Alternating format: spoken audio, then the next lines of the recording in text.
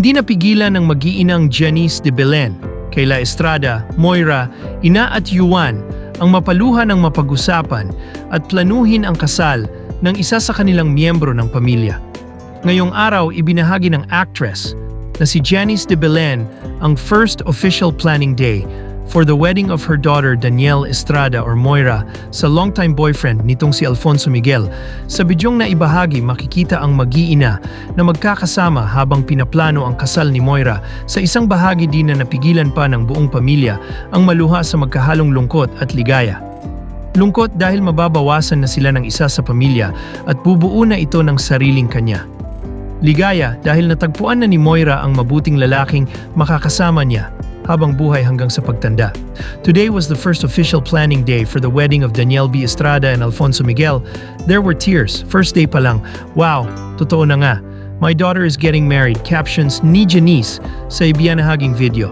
Matatandaan na January last year 2025 nang ibinahagi ni Moira sa social media ang ginawang surprise proposal ng kanyang non-showbiz partner na si Alfonso.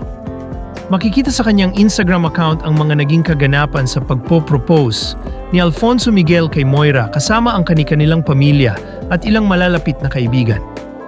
Mapapanood din sa kanyang Instagram post ang carousel ng ilang eksena sa naging journey ng kanilang relasyon ni Alfonso hanggang sa naganap na proposal noong bagong taon. May pa-shoutout din si Moira para sa mga kapatid na sina Ina at Kayla Estrada na tumulong sa kanyang fiancé para maisakatuparan ang surprise proposal para sa kanya. Happy birthday!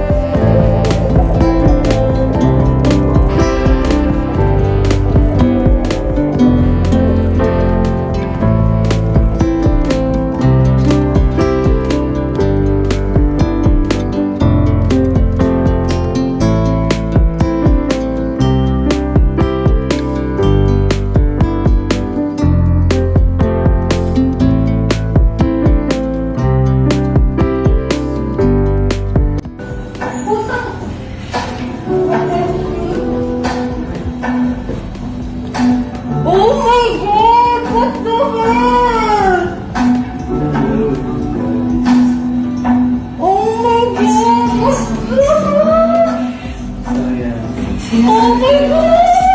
I'm gonna make you cry. Oh my God! What the? Oh my God! Wait lang. Oh my God! Oh my God! What the hell? Oh my God! Oh my God! Wait lang.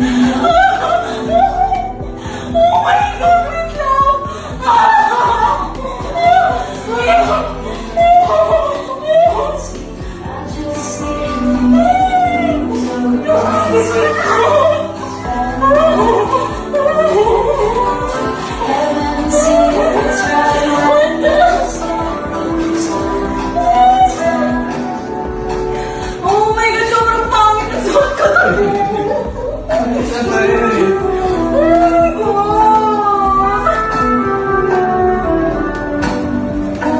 Oh yeah. I'm gonna make it long. Oh my